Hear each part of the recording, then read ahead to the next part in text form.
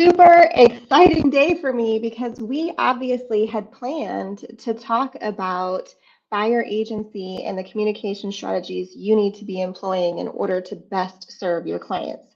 However, NAR kind of blew up a bomb. About an hour ago, they announced that there was a settlement reached on this huge class action lawsuit that we've all been super um, just diligently watching, right?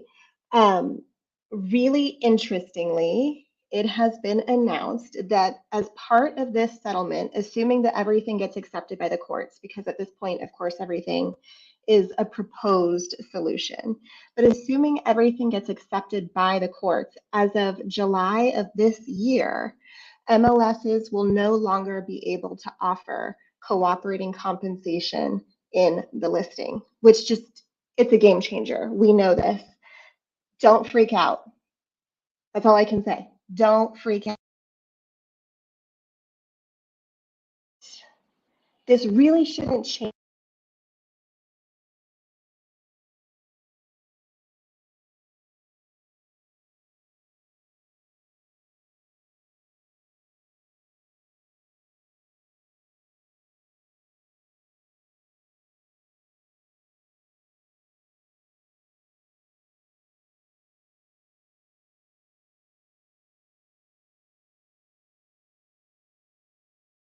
Go ahead and check it. Oh, sound is gone. Good golly. Okay, let's see here.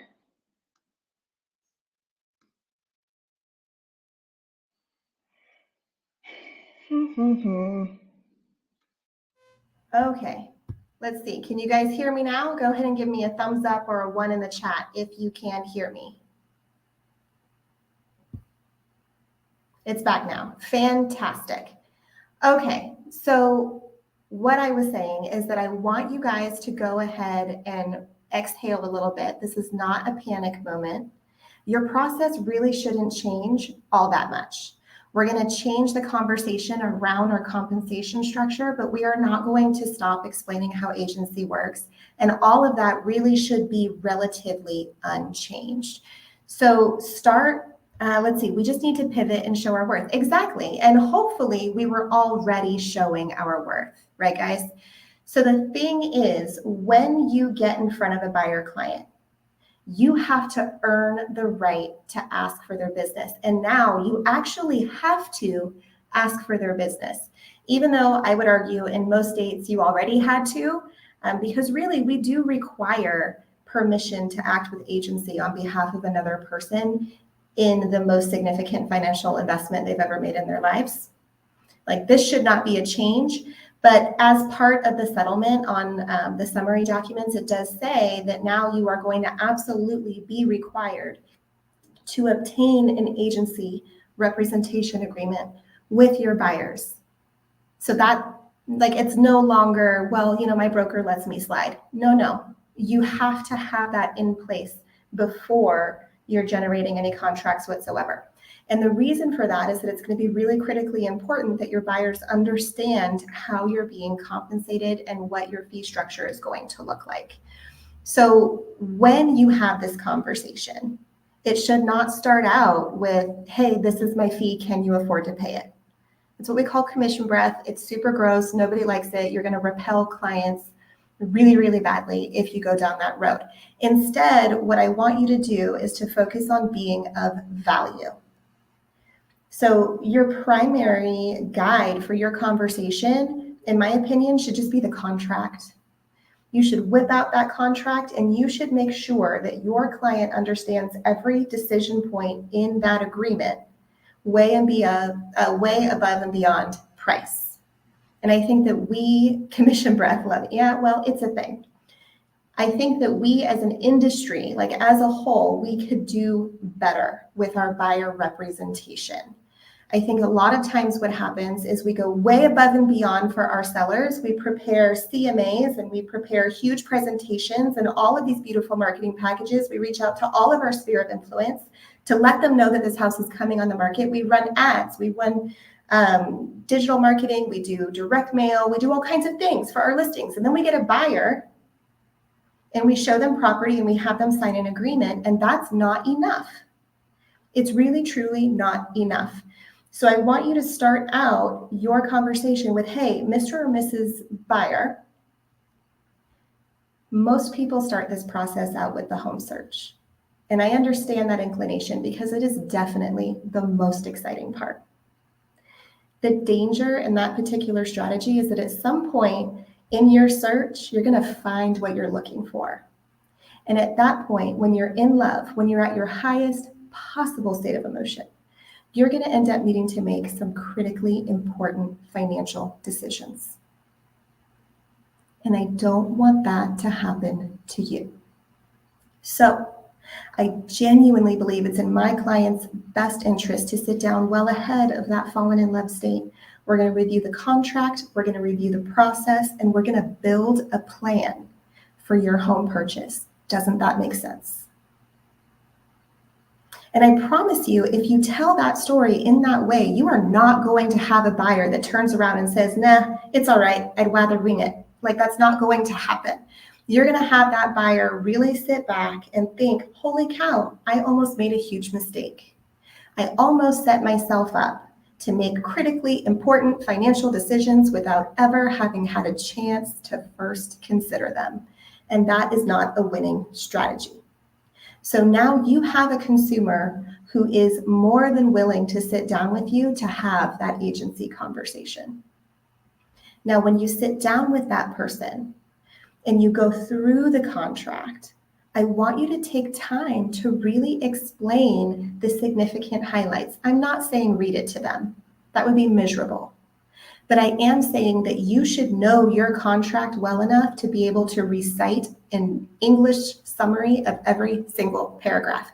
You should be able to say, okay, Mr. and Mrs. Buyer, this first 2 paragraphs is really just about defining the parties involved in the agreement and the property itself. When we get into paragraph 3, we're going to start talking about the actual finances of your offer price, where the money is coming from, and what kind of concessions are necessary in order for this contract to go through. And explain what the concessions are. So you can say, this is your opportunity to request that the seller contribute to your closing costs. Those contributions can be allocated to any of your closing costs, including your buyer's agent compensation. And really, that's what's going to happen here, guys. Now, as we go through, you talk about the appraisal. Help your client understand what their options are with their appraisal contingency. Now, depending on the state that you're in, it may be that you either have a contingency or you don't. It may be that you're able to offer what's called a gap in your appraisal. Whatever the case may be, make sure that your client understands what their options are and what happens in the event of a low appraisal with each of those options. So, hey, if we remove this contingency and our appraisal comes in low, it's going to be your responsibility to come up with enough cash to make up for the difference and still move forward with closing the loan. Okay, make sure they understand. Continue to help them understand what's the significance of the EMD. Help them understand that's not an extra fee, my friend. This is just money that you put into escrow as a good faith gesture of your commitment to this property, because this is the amount of money you are willing to bet that you are going to perform. And if for some reason you fail to perform outside of a contingency protected reason for canceling, you are telling the seller, this is the amount of money that I will hand to you as compensation for your lost time on market. If that's a very small number, that shows a very low confidence, right? And if it's a very high number, that gives the seller some confidence that you are very, very likely to move forward and make this happen according to the timeline in the agreement. That is significant. Help your client understand what's included in a sale, what is not included in a sale. I mean, how many times have we had people walk into the house and say, well, I assumed the curtains were staying. Well, you assumed that because I didn't tell you otherwise. So it's going to be really, really important that you spend time helping your client understand exactly what's included, exactly what is not included. Help your client understand what the seller's responsibility is to them. And this is going to vary by state, right? So if you happen to be in a caveat emptor state, It's very important that your buyer understands the seller is not required to disclose anything to you. Outside of these 7 things, it is your duty to discover any defects in the home. Versus if you happen to be in a full disclosure state like California, it's a little different. The seller is required to disclose any defect in that home that has occurred according to their knowledge. Even if the defect is, so we replaced it in 2015. Yes, you have to disclose that because we know now that there has been some sort of moisture in the beams of that home, and we need to disclose that the seller is aware that that happened so that the buyer can move forward with full information.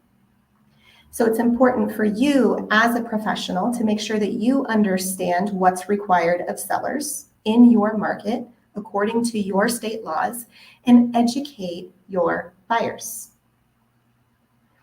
You want to do this throughout the entire contract, okay? You want to go through how they're going to take title. Now, we don't give advice on how they should take title, but you should be able to explain what their options are. It should be very clear for your clients, if you happen to be in a state that allows tenancy by entirety, they should know the difference between tenancy by entirety and joint tenancy with right of survivorship, right? Make sure that your clients understand all of their options so that they don't just default to something without understanding the consequences. And the reason you're doing this is not because you want to seem all-knowing, not because you want to feel like you have a lot to say, but instead because you want to make sure that you have prepared your client to make the best possible decisions for themselves when it comes time to pull triggers. You want to honor the promise that you made to them when you said you were going to help them formulate a true plan around their home purchase. And when it comes time for you to discuss commission, now up until about 2 hours ago, the conversation that I always gave my agents is, hey, my minimum fee is X%. And it's very common in our marketplace for sellers to allow listing agents to offer compensation to buyer's agents around that amount. Now, the good news is, Mr. or Mrs. Buyer, every property that you look at is going to have an attached commission to it in the MLS. So we will always know whether or not an adequate commission is being offered. And if the commission offered is not adequate, we will absolutely connect with your lender partner to make sure we structure this offer in such a way that your best interests are protected. Now, that particular script is going to change a little bit, but the message is going to stay on point. Okay, so Mr. or Mrs. Buyer, my minimum fee is X, whatever that is. And of course, we're not going to talk about percentages across brokerage lines.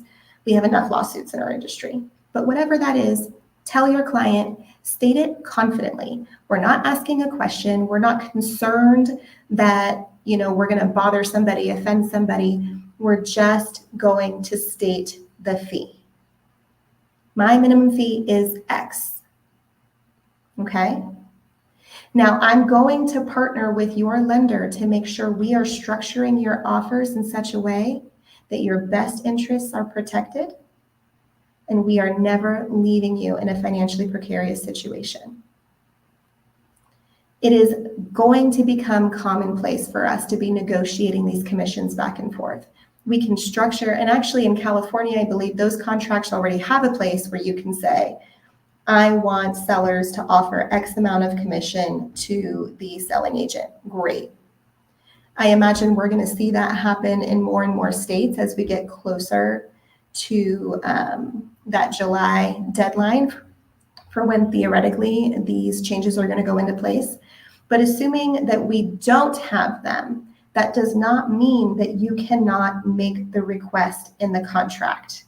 And I want to be really clear about that. Now, what you can't do is negotiate the overall listing or commission percentage from the seller to the listing brokerage in a contract because you are not a party to that contract. You can, however, say that in order to move forward with this agreement, the seller agrees to credit the buyer X% towards their closing costs. You can have a conversation with that buyer's lender to be 100% certain that your compensation is going to be covered and that your buyer has enough cash on hand to cover their cash out of pocket. All right, so I feel like I've gone off on this soapbox. Can you give me a 1 in the chat here if you're with me? Does this make sense? Do you have concerns? Or do you feel like I got this? This is not a big deal. This is a very minor change and we're going to be fine. Give me any indication. Okay, I'm seeing some thumbs up. I'm seeing some make sense. All right, good. I'm glad. So I'm going to get off of that soapbox. I don't want you guys to stress about that. I don't want you guys to feel like the sky is falling. Oh, you think it's a big deal for some agents? I'm sure it is. I'm sure it is. I also want you to understand that it's not something that's going to push you out of business. You know, I've seen the full gamut of reactions online already. Buyer's agency is dead. Now every buyer is going to go straight to the listing agent. That's going to be on you as a professional to be able to communicate your value proposition clearly. Does that make sense to everybody? You have to be able to show and demonstrate that you are in a unique position to wield that contract to the best of their benefit because they won't know how to navigate through this. Absolutely not. So yeah, some agents are probably going to suffer here. And I'm sorry to say that. I'm sorry to see it. I don't wish that on anybody. But we do have people in our industry who are less than professional. And for those agents who are less than professional, this could be a really difficult transition, right? I have always said you only compete on price in the absence of value. And if you are an agent who has only competed on price, this is going to become a challenge for you. So I would highly recommend that you take some time focusing up on mastering your craft because you can compete on value. It can happen. You just need to learn your craft. And I think a really interesting conversation that I don't hear a lot of agents having, but perhaps it's going to become more commonplace, is the difference between our duty to the public versus our fiduciary responsibility to our clients. Because understand, as a random buyer who is interested in a listing, when you go to the listing agent, what you're going to find is that listing agent is always going to act in the best interest of the seller. Not because they're jerks, but because they are legally bound to do so. So I've got my little notes here. What do we as an industry owe to members of the public? We owe them honesty. Okay. We owe fairness. Okay, great. We're not going to discriminate against anyone. Check. We owe transparency, so we can't misrepresent any information. Okay. We owe them lawfulness. We have to act in the confines of the law. And we owe basic professionalism, meaning if you call me, I should call you back. That's not a lot of duty.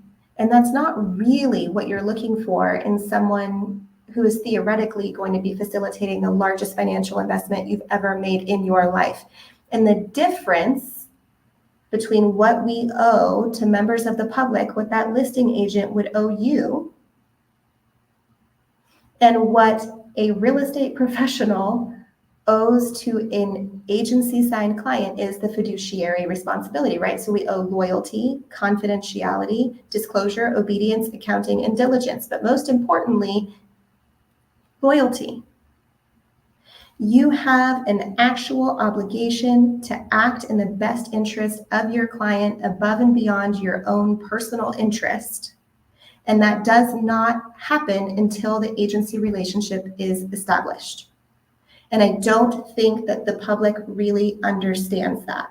I don't think that the public, the buyers out there who are thinking, that's fine, I'll go to the listing agent. And what? Are you under the impression that the listing agent is going to work for you for free? Or are you planning on navigating this process as an unrepresented buyer? Because it's that important to you to save the seller money. What happens in that scenario? Well, my guess is that it's going to be about as effective as a FSBO, right? And we know this to be true. we see, and I forget the actual national numbers, but I want to say it's pretty close to 20%. It's like 18% less of a net for sellers who choose to sell their homes on FSBO. Can you imagine as a buyer taking that hit because you didn't want to pay whatever percentage that agent was asking? I mean, for most of us, it's a lot less than 20%. I'm not going to say an exact number.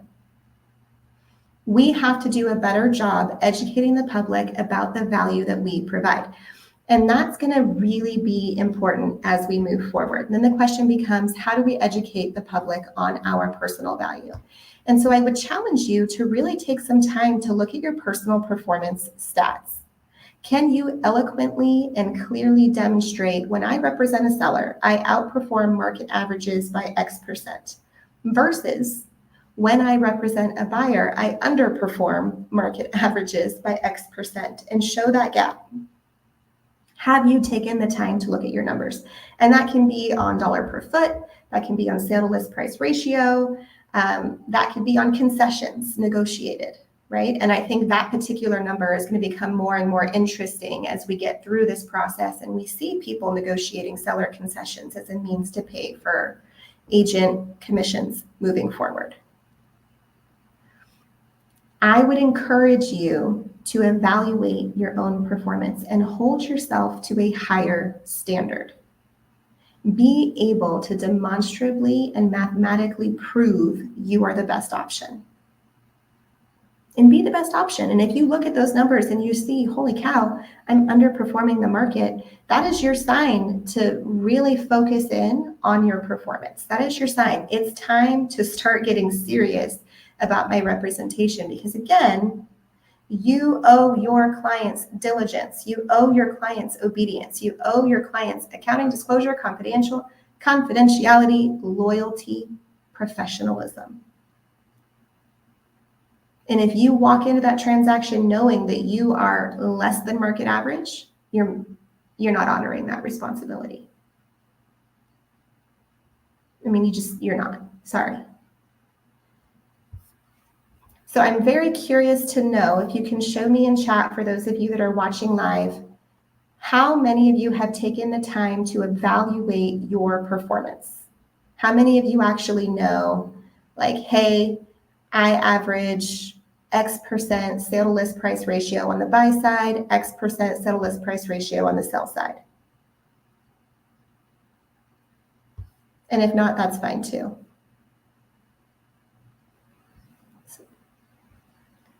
I just put it on my time block to analyze. I definitely think that you should. And again, as we go into this, changing market, I think it's going to be time that we gave our buyer clients the same level of energy, attention, and effort that we give our seller clients.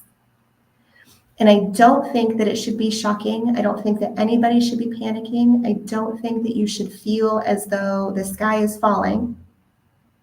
The only difference here is that we are going to show up the same way for our buyers as we have for our sellers for the past many, many years. We're going to go in knowing we have to earn that business, because there's a very good chance they're going to be writing a check. And that can feel intimidating for a lot of people. Do not be afraid to compete on value. Just increase your value proposition. That's all I have to say today. We've changed things. Let's see here. I have, and it's high in favor of my clients. Of course it is. I am not surprised to hear that from Ms. Janella Anguiano. I need to update the numbers because it's even better this year. I bet it is. This is the time to evaluate your value proposition. The same way you have that gorgeous listing presentation, you should have a gorgeous buyer presentation. You should go into this thinking, this is my opportunity for a land grab, because there's going to be a bunch of agents who drop out here because they don't know how to compete on value. They're all too busy competing on price, and none of them know how to earn a commission. So this is your opportunity to look at this and say, okay, I am taking my unfair share. I want it all. Those of you who had a rough 2023, 2024 is about to be freaking awesome. Be excited about this change. This is your opportunity to leverage your skill set and take on more business in comparison to the agents that unfortunately are not prepared to earn the right to ask for business. That's you. You get to do that.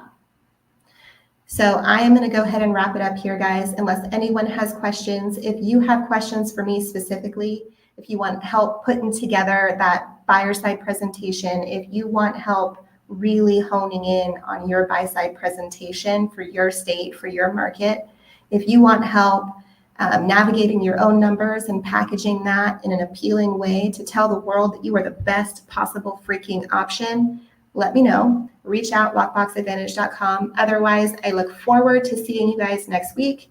We're going to be having a chat with Darlene Espinoza, who frequently chimes in with us here, about comparing the cost of buying versus renting. The real cost, not just your monthly payment difference. And I think that there's a lot of people who make a mistake in not understanding the difference, because we want to be able to guide our clients in such a way that they are making the best possible decisions for themselves. This is knowledge we're going to need to have. So I look forward to seeing you all then, and I hope you have a great day, my friends. Bye.